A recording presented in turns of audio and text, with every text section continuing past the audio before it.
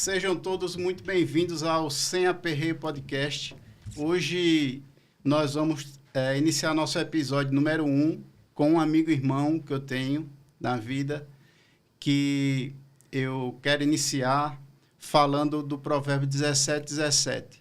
Ame seu amigo o tempo todo e na angústia conheça o irmão. Esse meu irmão, ele é empreendedor, ele é gestor público, ele é líder e ele é um cara 100% amigo e fiel. Eu gostaria que ele se apresentasse para o público, meu amigo Davi. Obrigado por ter vindo, Davi. Boa noite, meu amigo. Mas depois de uma apresentação como essa, a pessoa fica até sem palavras, né? Me sinto muito honrado, Wagner, com as suas palavras e com esse convite, né? E por estar aqui, né, no episódio número 1, né? Me sinto, assim, muito feliz em prestigiar esse seu novo projeto. Eu acho que tem tudo para ser um grande sucesso, ainda mais por estar sendo tocado por uma pessoa como você, um ser humano como você, né? Que eu admiro muito. Obrigado. Né? Então, você esqueceu nessa apresentação que eu sou psicólogo. Foi, realmente. Psicólogo, né? Minha primeira formação foi turismo. Depois fiz especializações em gestão, administração de empresas e muitas especializações voltadas para a gestão pública, né? Da iniciativa privada. E, em dado tempo da vida, tomei coragem em realmente realizar um sonho, né? Que era ser psicólogo, quando todos esses conteúdos, né, que permeiam a ciência da psicologia sempre me atraíram, e fundei uma clínica, né, onde a gente conta com vários profissionais da área, médicos da saúde mental, endocrinologistas, nutricionistas e psicólogos, né? A gente tem uma equipe multidisciplinar e a gente preza por valores, né, como um atendimento humanizado, né, conseguir trabalhar, né, em conjunto, né, a estruturação terapêutica dos pacientes, e entregar um serviço, um atendimento que traga resultados e devolva a autonomia, a capacidade do ser humano de viver e experimentar a vida da melhor forma possível. Show. Davi, puxando já esse gancho da clínica, eu queria que você me explicasse como foi o processo para a abertura, as demandas jurídicas que tiveram para abrir, a organização que você teve que ter e como surgiu a ideia da clínica, e até sobre a sua logomarca, que depois nosso amigo Flávio vai colocar aí para todo mundo ver. Você explicar um pouco da clínica. Então, começando até pela logomarca, né? Quando eu cheguei aqui no podcast, um dos que estão aqui conosco trabalhando, comentou, Flávio. O Flávio comentou sobre que se teria vindo de um jogo, né? O The Last of Us, né? E foi mesmo, né? Que ele representa um vagalume, e o Aná é a palavra indígena vagalume, né? Que tem tudo a ver com o projeto, com a ideia da clínica, né? Que o vagalume, o que é, né? A luz dele, né? Interior, né? O vagalume na escuridão, ele está ali iluminando o próprio caminho. Perfeito. Né? E que até outro dia desse eu vi uma matéria que os vagalumes estão em extinção, né? É tão raro a gente ver um vagalume hoje, mas quando a gente vê, é tão poderoso ver aquele inseto tão pequeno, né, com aquela luz própria, né? E a inspiração foi isso, né? Foi na minha formação que eu fiz agora, eu já vinha com a ideia de desenvolver um trabalho que trouxesse uma psicologia integrativa, tá? E já no estágio final da formação, eu já vim estruturando o projeto da clínica, mas contei com muitas pessoas importantes, né? Não teria chegado nem perto disso. Se eu fosse citar aqui, são vários nomes, né, que me apoiaram, né, o projeto. Inicialmente eu ia fazer só a minha sala para atendimento, clinicar. E aí a coisa foi ganhando uma proporção gigante, né? Foi quando a gente começou a pensar em ter outras especialidades, né? Outros profissionais, e entender como é que funciona. Foi quando eu comecei também a entender como é que funcionava esse mercado, entender quem eram as nuances, as dificuldades, quem são... As legislações que existem. Isso, né? E quem são hoje os profissionais de psicologia, né? Vamos dizer assim, quais são as regras do jogo, né? E fui assim, começando a conversar com alguns profissionais, né? Entender, porque acho que você sabe tão bem quanto eu como é difícil. Eu sou paciente, viu? Eu sou usuário da clínica dele. Como é difícil agregar pessoas, né? Que tenham uma sintonia, e que sempre tenha esse olhar humano, né, Davi? olhar humano e que partilhem do mesmo desejo, o mesmo propósito, né? Isso é muito raro, né? E é uma construção contínua e eterna, né? Enquanto que a gente tem um projeto como esse, não para nunca, né? Essa linha de raciocínio da psicologia é uma linha nova? Ela segue que linha? Então, eu costumo pensar assim, conversar... e hoje até existe essa grande polêmica, né? A gente vê nos próprios podcasts, né? E na mídia, às vezes uma abordagem, um profissional, às vezes ali falando de outra, ou dizendo que não é tão legal, não é tão eficiente. E assim, eu acho que cada vez mais a medicina como um todo, né, as áreas da saúde, elas caminham para um atendimento, uma atividade integrativa. E eu acho que com a psicologia isso não está acontecendo diferente. E eu acredito demais nisso. Eu acho que não precisa, né, você ficar ali preso a um método, um conceito, apenas um conceito, um método, uma estruturação. Né? Eu acho que a gente pode unir, né? Potências de teóricos, né? Que só vão trazer benefício, né? Eu acho isso muito benéfico, né? Então a própria TCC, como aspectos importantes que muitas vezes eu vejo da terapia baseada em evidências, quando fala que a psicanálise é ultrapassado, mas tem tanta coisa, né, importante, o próprio Jung, né, que eu procuro trabalhar, né, que são os arquétipos, o processo de individuação, né, a questão dos símbolos, né. Eu lembro até que quando você estava no meio do curso, você falou muito que se identificou muito com essa parte da psicologia. Mas, assim, acho essencial, né, aspecto da análise comportamental, né, a questão dos estímulos, de resposta, né, do que traz a própria TCC, no que fala sobre pensamento, emoção, comportamento, né, essa tríade cognitiva, né. Então, assim, mas eu tenho essa vontade, né, e tendência a procurar trabalhar com essa psicologia integrativa. Perfeito. Pessoal, eu aqui, Davi, eu já falei nessa sala, acho que umas 3 vezes, sobre parteiros e coveiros. Eu acho que eu já falei para você, eu acho que umas 50 vezes, a história de parteiros e coveiros.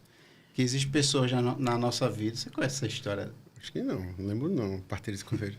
Mas me lembra aí. Tem pessoas nas nossas vidas que elas são parteiras, elas agem como parteiras, elas fazem com que os nossos sonhos sejam enxergados de uma forma diferente. Elas nos incentivam, elas nos colocam para frente, elas nos posicionam.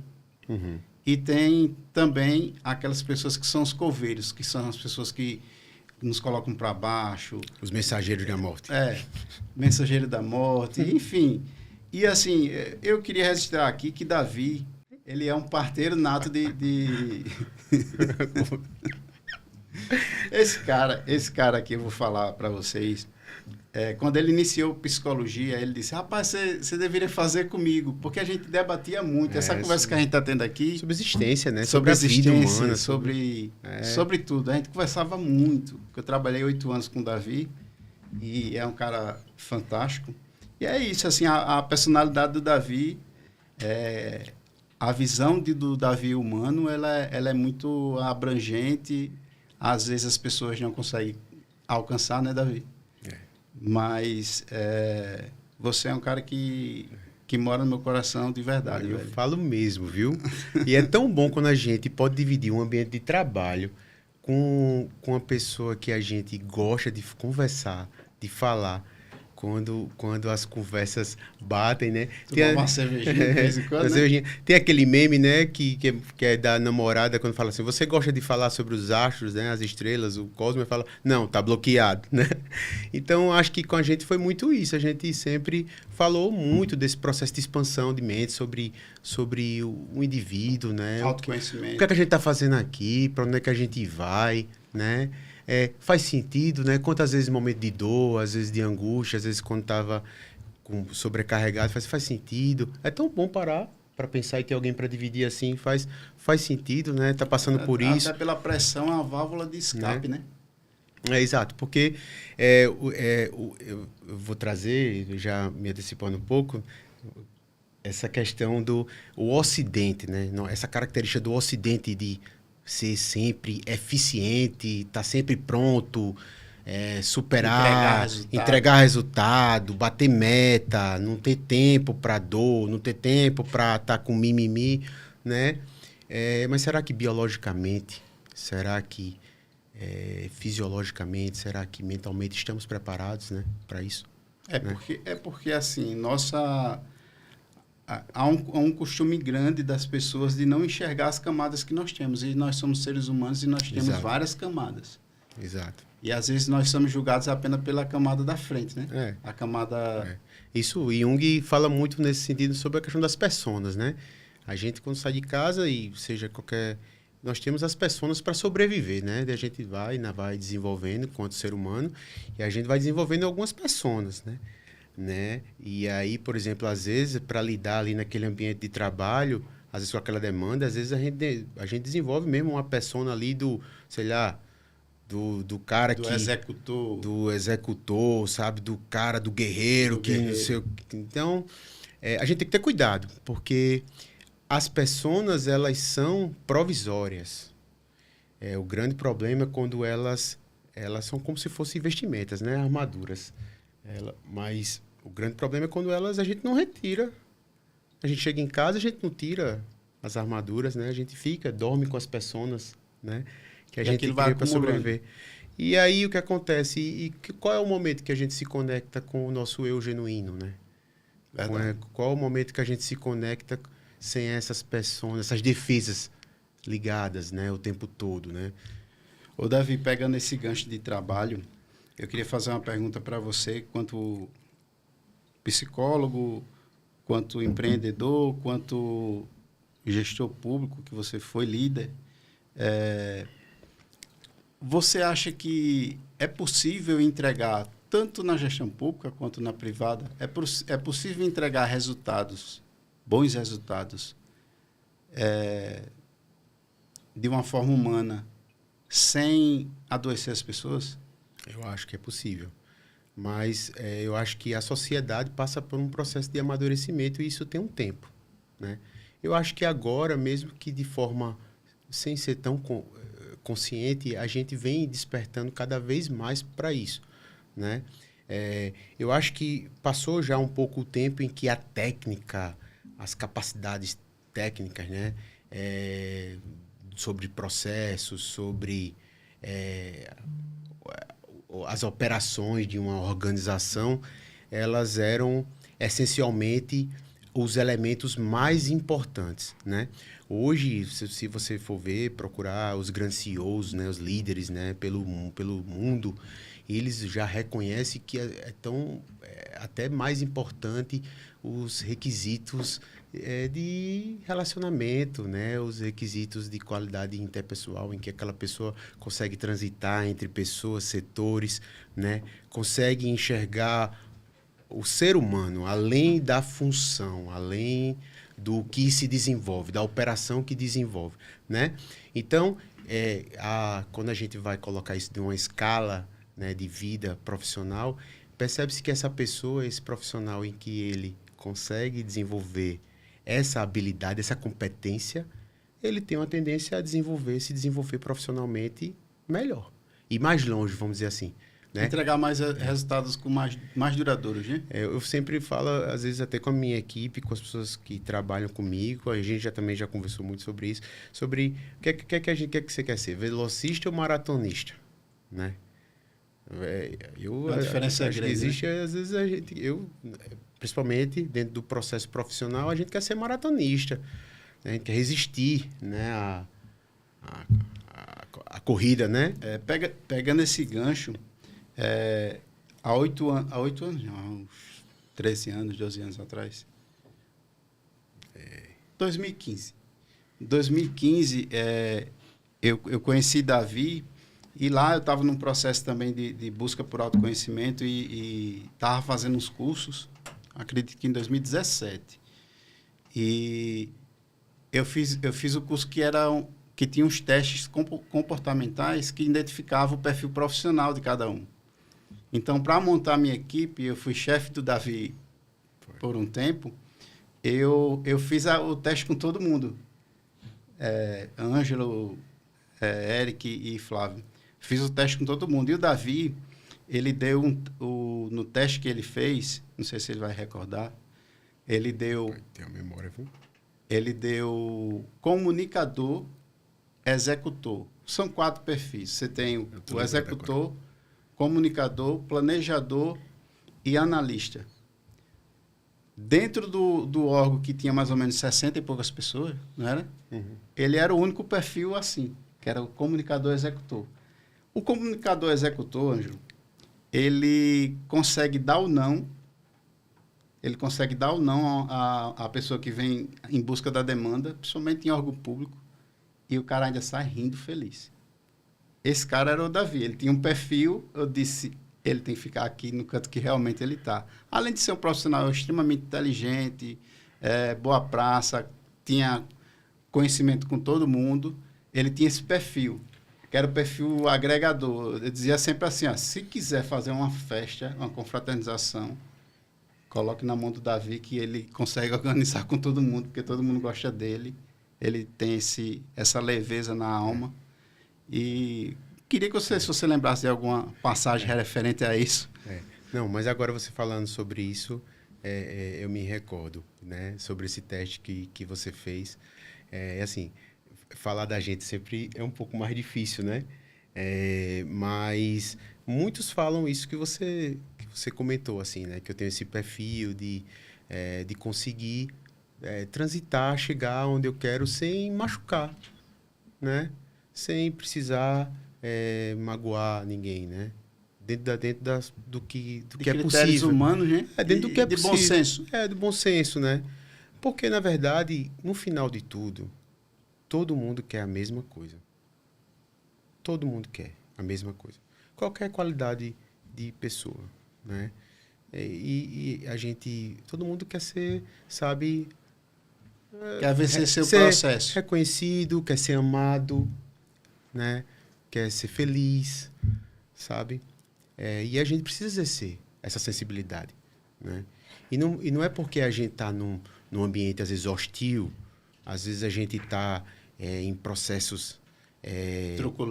truculentos, né? E a gente está ali no estado de alerta ligado, que a gente precisa esquecer isso, né?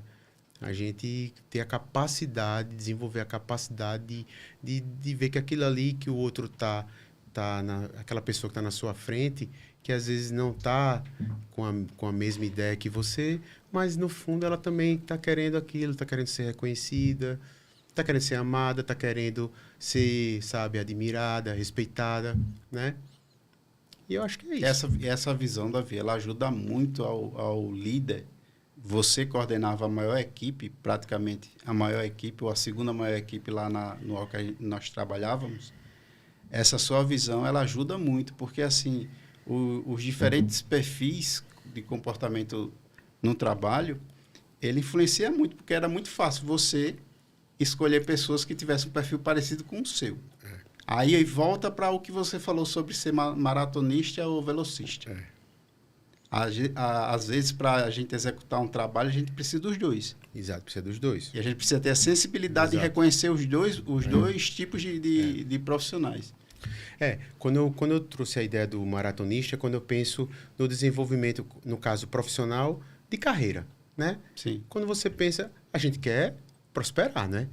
A gente quer evoluir, assumir situações melhores, condições profissionais melhores. Então, para isso, a gente precisa ser maratonista, né? A gente precisa conhecer as dificuldades, a gente conhecer as características do cenário que se dobra todo o tempo na vida da gente, para a gente conseguir encontrar forma de lidar com isso. Para a gente conseguir ser maratonista, a gente precisa se dobrar também, fazer algumas curvas, né? Porque a vida não é uma linha reta, né? Ela é cheia pode ser, né? Nem pode ser, ela é cheia de curva, né? E a gente precisa se dobrar, né? Então, às vezes, a gente quando por exemplo, tem um dia a dia com alguém que às vezes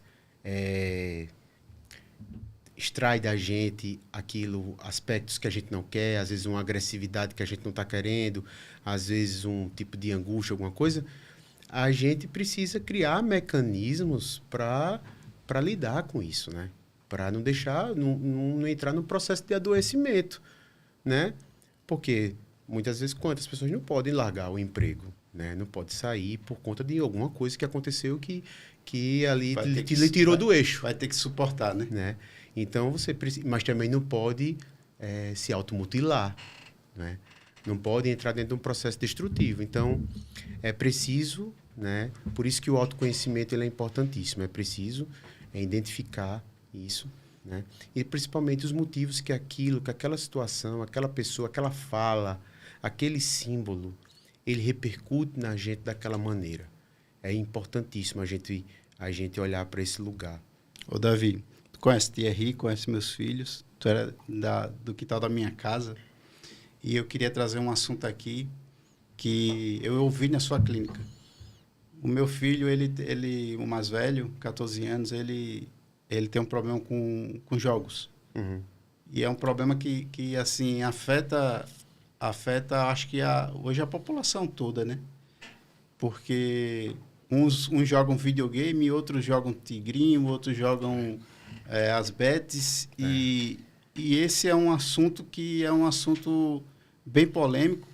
E, para mim, como pai, é um assunto bem complicado. E eu vi isso na sua clínica, que existe alguns profissionais, eu acredito que você é um cara estudioso, você deve ter pesquisado já isso, que existem alguns profissionais de área de terapia, psicólogos e psiquiatras, que trabalham a gamificação da terapia.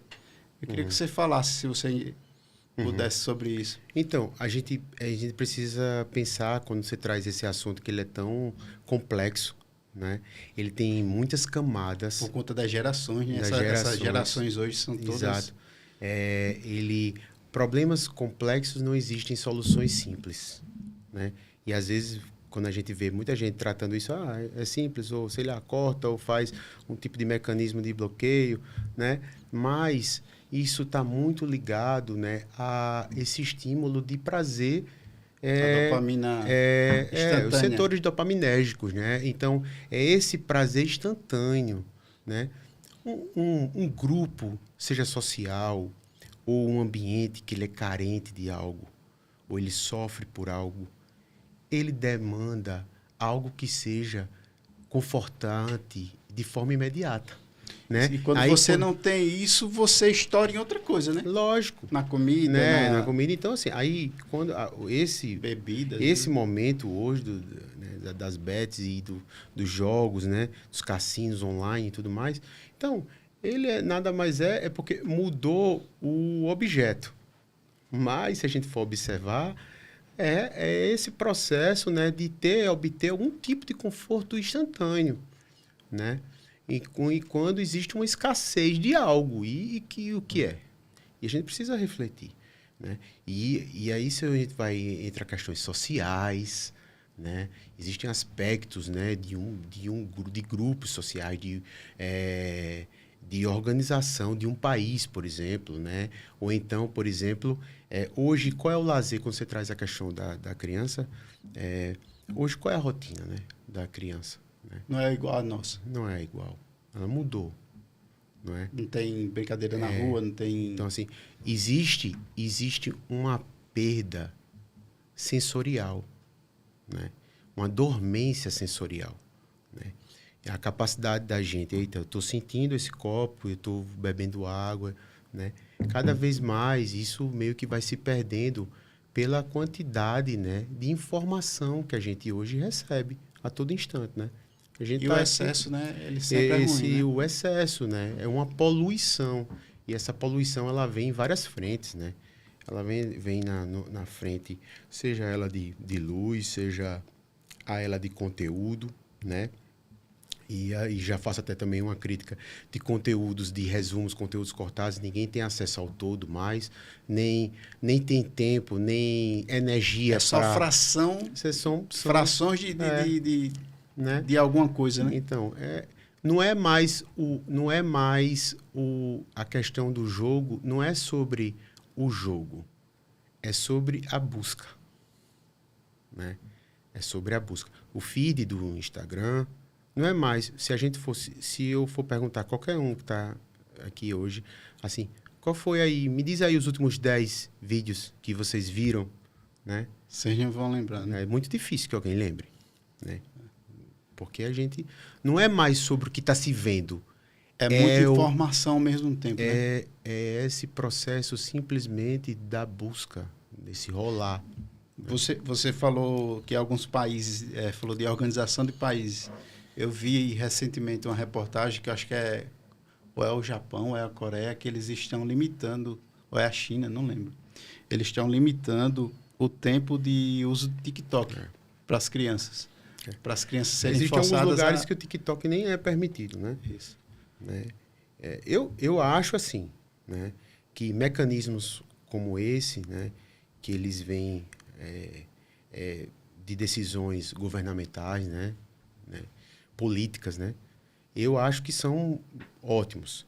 Mas eu acho que não é isso apenas que vai fazer essa mudança, né? Isso que a gente está identificando, que a gente vai conversando, que cada vez mais a gente vem falando sobre isso, né? Trazendo essas questões. Eu acho que é uma coisa complexa, que a gente precisa pensar. É aquela história. Precisa pensar não individualmente, mas coletivamente. Não há como fugir disso, né? O processo da civilização, se a gente for pegar o processo da civilização, por exemplo, a invenção da roda e a Revolução Industrial e tudo que ocorreu, né, foram, se a gente for parar para observar, tiveram, como é que se diz? Mexeram, né, na vida das pessoas, mas de uma forma externa. Então, quando você, por exemplo, você inventa a roda, você está mudando a logística, né, o comércio, a forma da pessoa lá fora, no mundo. Mas, olhe, hoje, com as IAs, a inteligência artificial, hoje, com tudo isso, né, que a gente está vivendo, né, essa evolução no curto espaço de tempo, como ocorreu, né, será que essa mudança ela afeta apenas o indivíduo no externo, ou ele está afetando diretamente as nossas funções neurais, as nossas funções cognitivas, diretamente? Pode ser como a gente interpreta, uma evolução como a gente mental, interpreta, né? o mundo, como a gente interpreta nós mesmos, não é? Porque é um bombardeio de informação. Isso, de certa forma, causa um tipo de nebulosidade sobre aquilo que a gente é, sobre aquilo que eu sou, né? Ô, Davi, pegando o gancho agora que você falou de rede social, eu queria te perguntar como é que você vê a psicologia dentro das ações dentro de redes sociais, no caso. E como é o posicionamento do psicólogo hoje que você vê que deve atuar, como deve atuar em relação à questão de redes sociais. Se isso vai ajudar a população, se isso tem que ter uma dosagem...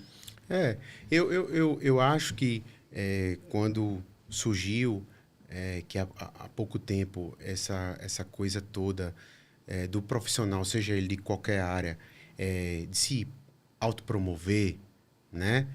Ela foi um boom, né? Assim, foi uma coisa que, tipo assim, poxa, aquele cara que ia ali falar sobre o seu próprio trabalho já foi um salto quântico. Poxa, que massa! Olha só que legal, aquela pessoa está indo ali, está falando sobre ela, sobre o trabalho dela. E eu acho que hoje a gente passa por um momento muito delicado. Porque, olha só, o que chama mais a nossa atenção não é nem tanto mais sobre esse profissional que está ali se autopromovendo, falando sobre sua técnica, seu método, sobre a sua atuação profissional. Mas, às vezes, é desqualificando o trabalho do outro. É na polêmica, né? Às vezes por exemplo, dizendo, olha, isso aqui não é eficiente, ou isso aqui... Você veja a própria questão da nutrição. Todo dia é uma coisa diferente. É uma coisa diferente, sabe? E a pessoa está ali desconstruindo alguma ideia, né? Então, eu acho interessante que esse profissional, eu penso que esse profissional da psicologia, eu penso assim, ter esse cuidado, não cair nessas armadilhas, sabe? Eu acho que é importante pensar nesses aspectos, né? Como eu falei no início, sobre essa psicologia integrativa, né? Eu acho que a intenção é que a gente possa unir forças, né? Unir conceitos, métodos, né? Discutir sobre isso, falar sobre isso. Uma discussão mais né? ampla, né? Uma discussão mais ampla, que esse profissional, penso que ele tem que ter esse cuidado, né? E eu acho que não, e isso eu não falo, a gente falando sobre psicologia, mas eu acho que você também, todo mundo vê isso em vários outros setores, vários, né? Às vezes a gente tem esse cuidado, né? A gente pensar, hoje talvez eu percebo, né? Assim, existe uma preocupação mais importante em se vender do que ser, né? E a gente sabe que o mais importante é a gente ser, né? Mas mais importante é a gente ter os aspectos, a bagagem, né? Técnica, né? De trabalho, né? Do que vender, né? Eu acho só a gente ter cuidado com isso, né? Cuidado, o profissional ter cuidado para não cair nessa armadilha. E eu acho que até para quem também está buscando ajuda, também ter cuidado. Eu acho, viu, Davi, que uma das grandes preocupações que existe hoje é essa questão da informação, uma informação distorcida. Uhum. Que muitos profissionais, para se promover, se vender, eles levam conteúdos que são conteúdos polêmicos dentro de um viés técnico e que, na realidade, ele não é a informação correta que o cara que estava absorvendo, que está assistindo o vídeo, que está passando o feed, deveria ver. Eu acho que esse ponto é um dos pontos que mais me preocupa. Não no sentido geral. Tipo, por exemplo, no direito, nós estamos vivendo um momento de boom de IA. Hoje, todo mundo tá buscando otimizar seus processos através de inteligência artificial. Só que a IA, ela não é confiável, cara. Às vezes você tem vários exemplos aí de advogados que fizeram petições e foram colocadas jurisprudências que não existem. Que a IA criou. Ela criou a coisa. Então, assim, essa questão de passar a informação errada, ela está dentro de todas as profissões, através das redes sociais. E isso é algo que me preocupa bastante. E você acha que isso também é um ponto a ser observado? É muito. Saiu até uma pesquisa, eu não sei bem qual foi o dado, a porcentagem, mas que as pessoas que buscaram ajuda nas IAs, né, psicológica, existia uma efetividade muito maior do que algo negativo, né? Existe, né? Sobre isso. Porque imagine alguém que não tem oportunidade, não tem condições de buscar nada e ter ali alguma informação, talvez seja legal, né? Sim. Mas ao mesmo tempo, o quanto isso é perigoso, né? A gente está terceirizando, né? E a gente está buscando, às vezes, respostas, né, e soluções milagrosas, protocolos milagrosos, não é? Para coisas que são complexas, né? Como se a gente pudesse catalogar os processos mentais, como se a gente pudesse mapear todos os processos que existem, né? E a experiência, ela é única e pessoal, né? E ela tá ali cheia de coisas que a gente não consegue catalogar, mapear, né? E aí você busca ali uma questão de um problema, uma resposta, uma solução. E você tem ali uma solução simples, né, para uma coisa que não é. Até antiga, né? Às vezes, né? Costumeira. Exato. E como tem muitos casos também que a gente tem visto aí, em que as pessoas seguiram adiante, às vezes ali... protocolos errados. Os protocolos errados, né? E casos... Tiveram resultados desastrosos. Desastrosos, né? Ô, Davi, eu queria que você falasse também essa nova fase que muito me alegra ver você fazendo, que é o Davi Palestrante. Como é que tem sido a experiência? O que é que nós temos de novo daqui para frente, aos próximos dias, próximos meses? Se você pudesse falar para o público, acho que é bem interessante acompanhar. Você já palestrou na SMAL e em outros locais, aí fale para o nosso público, então, por favor. Eu também estou me descobrindo, né? Fazendo esse movimento, né? É bom falar sobre o que a gente gosta, né?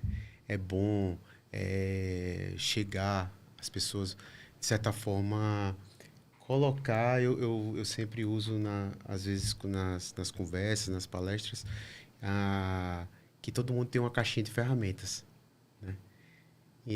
E o ideal, independente da abordagem, daquilo que a gente faz na vida, é a gente ampliar essa nossa caixinha de ferramentas. Algumas pessoas têm a caixa de Pandora, né? Pois é. Quanto mais a gente amplia, mais capacidade e repertório a gente tem de enfrentar as coisas do mundo, né? As questões, né, da vida, né? Então, eu estou me descobrindo, porque quando eu vejo que proporciona algo bom, significativo, né, na vida das pessoas, né? Então, eu fiz, como você falou, né, no Tribunal de Justiça, agora recentemente, uma palestra. Fui chamado agora também para esse final do mês para os professores do SESC, né? E venho trabalhando um pouco nesse sentido, mas até veio memória agora você falando, há muito tempo, até na minha primeira formação de turismo, eu já às vezes acontecia algumas situações como essa, eu falar sobre liderança, né? Mas eu estou num processo, né? O importante, eu acho, o que é legal e é quando a gente vê que está fazendo algum tipo de diferença, quando você está deixando ali, está ampliando algum tipo de repertório, ampliando a caixinha de ferramentas daquele que está assistindo. O nosso chefe ali, Flávio, colocou essa logomarca aqui, que é uma das empresas que eu faço parte, que é o El, que eu já lhe apresentei. Muito legal. E até para explicar aos nossos espectadores, a UEL é uma empresa formada por 3 pessoas. Está aqui o Eric, que também é sócio, e nós trabalhamos com 17 objetivos de desenvolvimento sustentável da ONU. E nós criamos um método inovador no Brasil, que atende municípios e também atende empresas privadas. E assim, Davi, vai ser bem interessante quando a gente começar a rodar isso pelo país, te convidar, porque tem eixos aqui com certeza, que são pertinentes a uma palestra sua, de outros colegas nossos. Obrigado, Flávio, por ter colocado aí. A UEL está nascendo um projeto muito, muito bonito, muito importante, porque além de ser um projeto de gestão, é um projeto que vai ajudar as pessoas, vai ajudar os municípios. Eu acho que a gente precisa deixar o legado naquilo que a gente faz. Tem um resultado muito significativo na vida das pessoas, né? O Davi, você sabe como foi que surgiu esse nome? Você lembra Eu acho que foi o nome dos dos Mas é sócios. porque antigamente a gente fez isso, né? Davi foi meu sócio, acho que em 2018, 19, não sei. Foi E algo nós assim. tínhamos uma empresa de gestão estratégica chamada UEDA, que eram as iniciais das pessoas que eram os sócios da empresa. Aí, na Você hora que a foi gente na mesma onda sentou, aí. na hora que a gente sentou para falar, foi Eric. Nós pensamos nisso e acabou que o El, traduzindo para o português, é bem, né? Olha que legal. Então, assim, nos próximos episódios eu vou explicar mais e talvez eu vou trazer a equipe aqui para falar sobre a UEL, que é importante e vai ajudar aí muitos gestores públicos, porque ela é feita de acordo com os dados, dados reais, dados extraídos de órgãos oficiais, e que é uma grande bússola para o governante e também para as empresas, porque para o gestor, tanto municipal quanto estadual, os indicadores aqui são ODS ou IDS.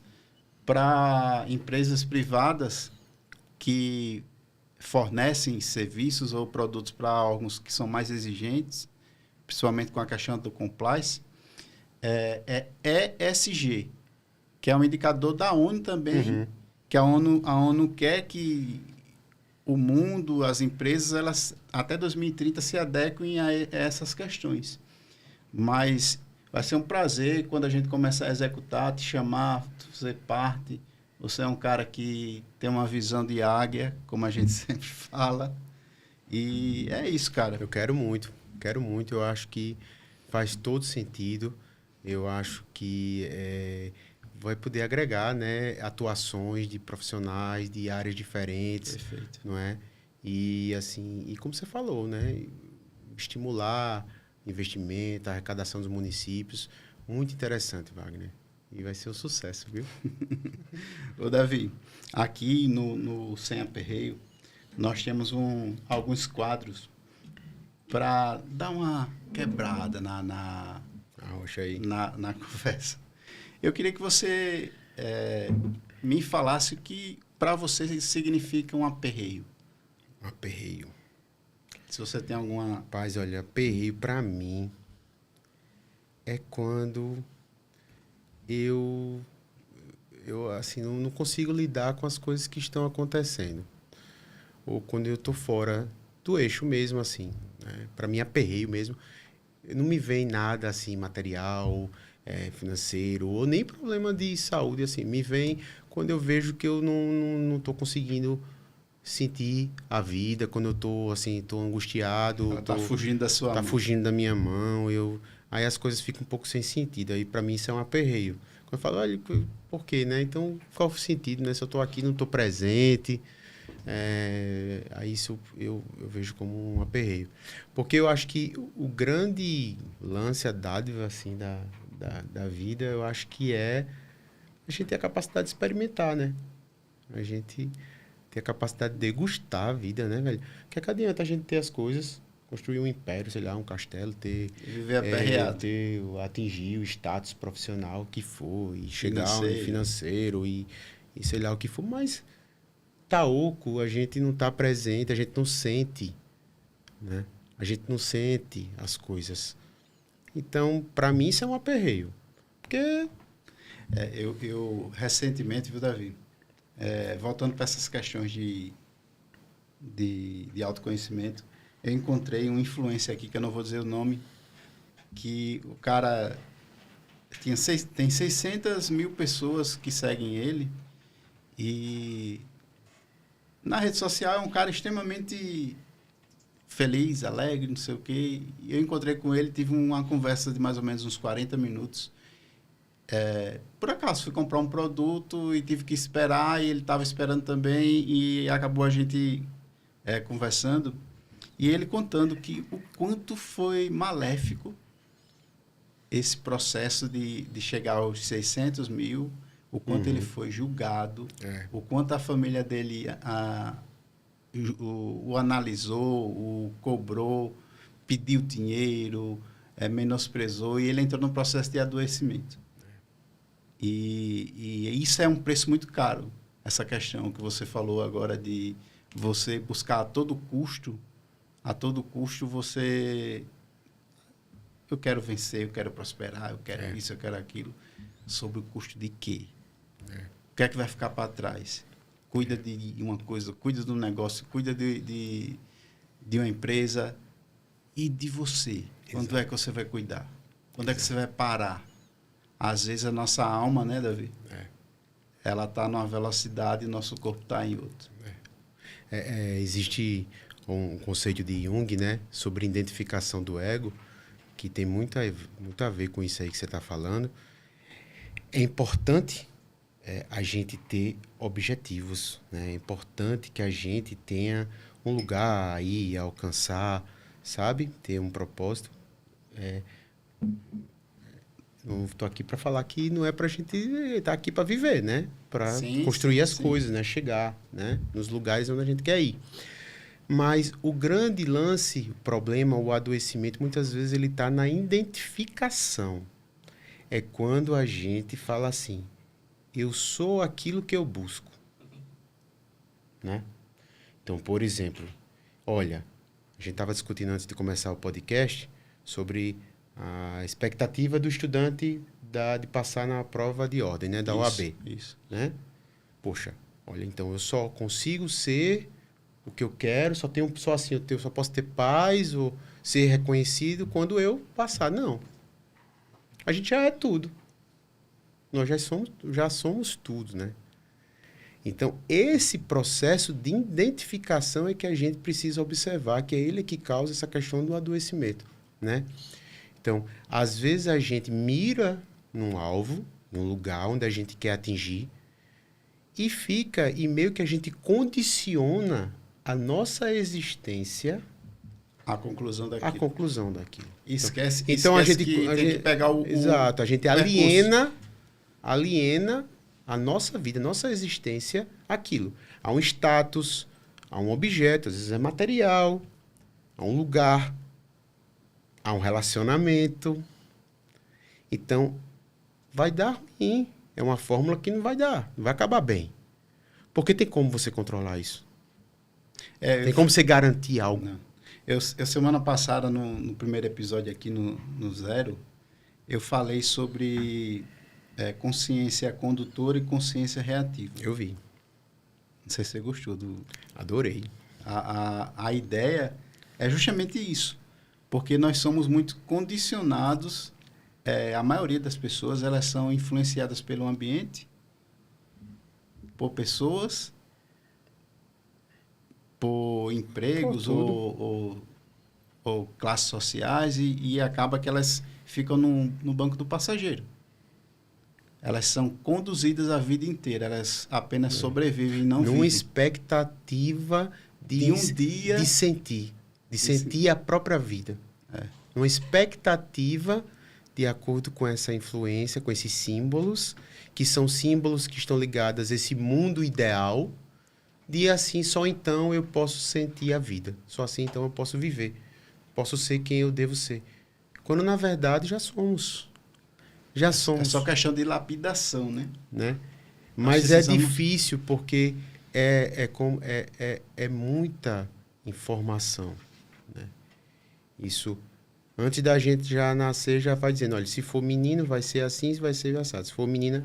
E daí em diante é só ladeira abaixo. A gente, quando nasce, a gente não tem essas identificações. A gente quer calor, quer comida, quer alimento, quer a segurança do colo, da mãe, né, do pai. Né? São coisas básicas, primitivas. Né? Mas à medida que a gente vai crescendo, isso vai se perdendo. A gente vai cada vez mais alienando o que a gente quer, o que a gente é, a algo, algum lugar, ou então um objetivo, um status. Ô Davi, eu queria que nós estamos encerrando, eu queria que você deixasse um recado para o seu público, para o meu público que nos assiste, sobre a vida, sobre o profissionalismo, sobre a espiritualidade que a gente acabou nem adentrando tanto. que era um tema que a gente sempre estava discutindo sobre a questão da espiritualidade. Eu queria que você deixasse um recado, a gente está acabando aqui, o nosso chefe ali já deu sinal. Então, quero agradecer, né? Primeiro agradecer e dizer que é tão bom quando a gente tem um espaço como esse, né, Wagner? E você ter essa sensibilidade, essa capacidade de colocar para frente esse projeto, onde a gente pode conversar sobre esse tipo de coisa, né? A gente pode falar sobre essas coisas, né? Isso é uma coisa que com certeza faz muita diferença na vida de quem está assistindo. De alguma forma, eu espero que isso possa tocar, né?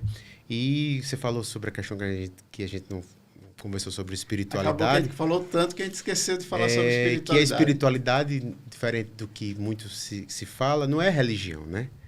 Espiritualidade é a capacidade de conhecer a si mesmo, né? É como você interage com o mundo, com as pessoas, com o universo, como você sabe. A religião está dentro da espiritualidade, né? Mas a espiritualidade é algo muito mais amplo, né? E maior.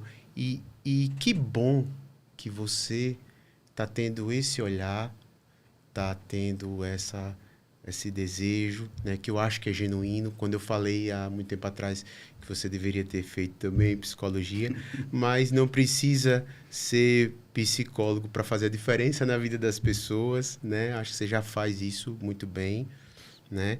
E o recado é que eu espero que eu vou deixar aqui o meu contato, a página da clínica. Eu me coloco também à disposição para quem quiser falar, quem quiser conhecer, e a gente trocar alguma ideia, sabe? Projetos, e é isso. Davi, queria te agradecer muito por ter aceitado o convite, por ser o número 1. Eita. Privilégio. Você é um cara que é meu amigo e irmão de verdade. Você também, meu irmão. E eu sabia que ia ser um episódio muito rico, muito profundo, porque tinha muita gente que dizia, por que esses caras conversam tanto, né, Davi? Às vezes a gente saía e dizia, vamos tomar uma cerveja e conversar sobre a vida, sobre espiritualidade, sobre desenvolvimento, sobre liderança. E a nossa amizade, ela foi construída por muita coisa... Muita profundidade, enfrentamos muita coisa junto, né, Davi? Exato. E hoje... E o provérbio que você falou, ele é muito legal, porque tem tudo a ver mesmo, assim, né? Nas horas mesmo que a gente dá angústia, né? Que a gente tá ali de forma genuína, o amigo, ele tá ali, isso aconteceu por várias vezes, né? Várias. Né? Várias vezes. E assim, são coisas que não tem preço. Olha aí, isso é a grande experiência da vida, do viver, né?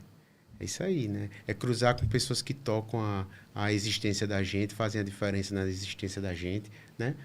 Não tem coisa mais rica do que isso. Você fazer com que as pessoas que chegam em você saiam maiores de que elas chegaram, né? Exato. Esse eu acho que é um mantra que eu aprendi desde muito tempo com meu pai. E você faz muito bem isso.